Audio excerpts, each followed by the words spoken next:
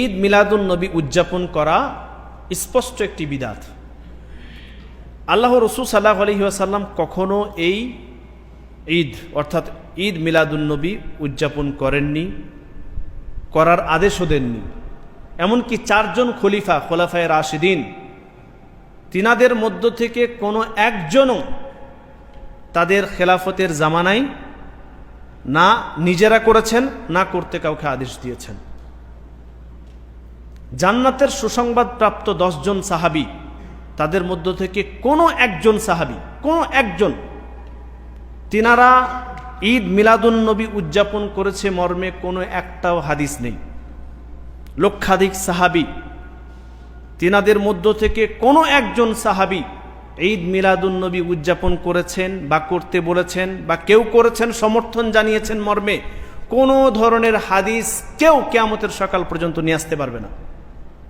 এমনকি ইমাম বুখারী রহমতুল্লাহ আলাইহি, ইমাম মুসলিম রহমতুল্লাহ আলাইহি এবং হাদিস গ্রন্থ সংকলনকারী যতজন মুহাদ্দিসিন ইকরাম আছেন, তাদের মধ্য থেকে কোনো একজন মুহাদ্দিস ঈদ মিলাদুন নবী উদযাপন করেছেন বা এ সম্পর্কে সাহাবী, তাবেঈ, তাবেঈ থেকে কোনো বর্ণনা নিয়ে এসছেন এরকম কেউ দেখাতে পারবে না। বিখ্যাত 4 জন ইমাম, ইমাম আবু হানিফা রহমতুল্লাহ আলাইহি, ইমাম মালিক রহমতুল্লাহ আলাইহি, ইমাম শাফি রহমতুল্লাহ আলাইহি, ইমাম আহমদ বিন হাম্বল রহমতুল্লাহ আলাইহি, তিনারাও ঈদ মিলাদুন নবী উদযাপন করেননি। সুতরাং আমরা এখান থেকে স্পষ্ট যে ঈদ মিলাদুন নবী উদযাপন করা বিদআত। আর এই বিদআত থেকেই আল্লাহ রাসূল সাল্লাল্লাহু আলাইহি ওয়াসাল্লাম তিনি হুঁশিয়ারি জানিয়ে কথা বলেছিলেন, ওয়া ইয়্যাকুম ওয়া মুহদাসাতিল উমুর ফাইন্না কুল্লা মুহদাসাতিন বিদআহ ওয়া কুল্লা বিদআতিন দালালাহ ওয়া কুল্লা দালালাতিন ফিন্নার।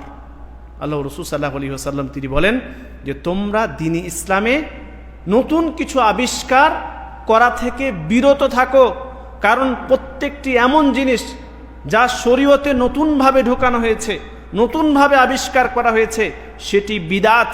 আর প্রত্যেকটি বিদআত পথভ্রষ্টতা, গুমরাহি এবং গুমরাহি মানুষকে নিয়ে যাবে জাহান্নামের দিকে। সুতরাং আমরা স্পষ্ট ভাষায় বলতে চাই যে ঈদ মিলাদুন নবী উদযাপন করা স্পষ্ট বিদআত। কারণ আল্লাহ রসুল সাল্লাল্লাহু আলাইহি ওয়াসাল্লামের মৃত্যুর প্রায় কাছাকাছি 600 বছর পর 604 হিজরিতে, মতান্তরে 625 হিজরিতে এটি আবিষ্কার হয়।